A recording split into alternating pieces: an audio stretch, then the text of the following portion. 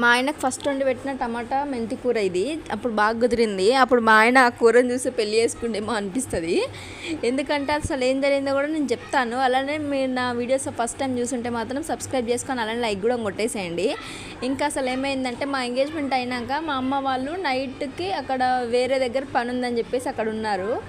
ఇంకా మా ఆయన కూడా అక్కడ నుంచి వెళ్తాను, నేను అక్కడ స్టే చేస్తాను మీ ఇంట్లో అని చెప్పాడు. సరే అని చెప్పేసి మా ఆయన వచ్చాక ఇంకా మా అమ్మ చెప్పింది ఎలా చేయాలో కూర, ఇంట్లో ఏం కూర లేకపోయేసరికల్లా చెప్పింది, నేను చేసేసాను. అప్పుడు బాగా కుదిరింది అనిపించింది.